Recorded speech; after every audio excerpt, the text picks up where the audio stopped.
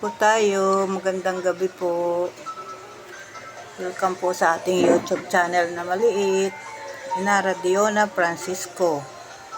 Salamat po sa nagsasubscribe sa aming maliit na channel. Maraming salamat po. Kain po tayo. Kain po tayo. Ayun.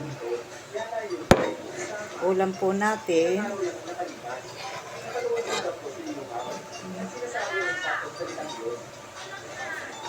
Ano to, sauce po nung adobong atay balon-balunan po, adobo sa gata. Ayan po yung sauce niya, ayan.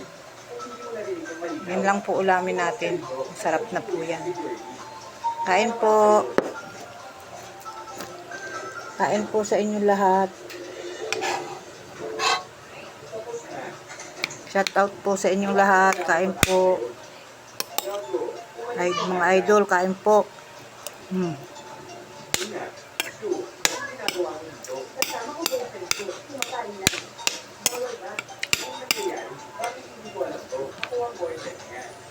Salamat po sa mga nagsasubscribe sa amin na maliit na channel, Inara Diona Francisco.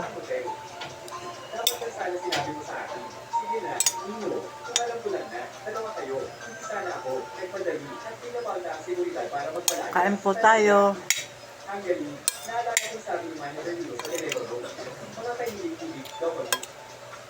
Sus lang po yan nung adobo sa gata po. Sabaw lang po na kaunti. Ulam na.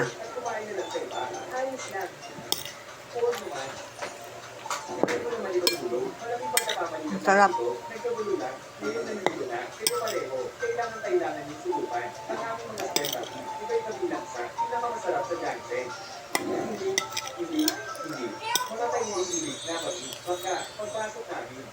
Madumihan pa ako sa binatang dibay.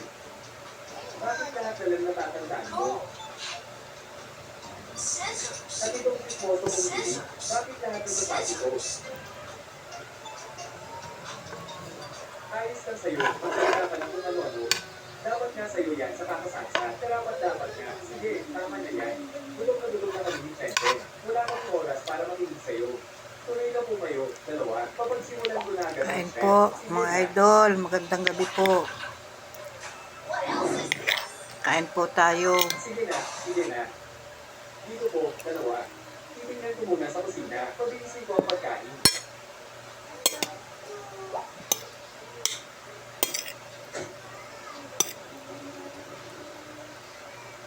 Malapit na pong mag 100 yung aking mga subscriber po.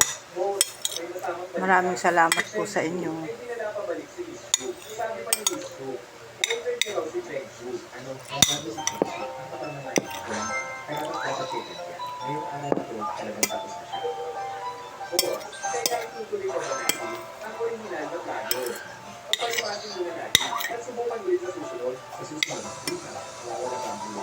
Kaya ka magmata. Kaya wala kang mata. Ang loob ng itak ka. Kung hindi mo alam na, tutulong mo na ang kapatid mo pa ako. Sa susunod, alam mo magkakaroon ba? Ganito mo na ako. Oo. Malilang sinabi ko, huwag kang magkalit mo. Gagawin ko ang lahat para sigurado nito malambing. May naipapatukan na tulog yan.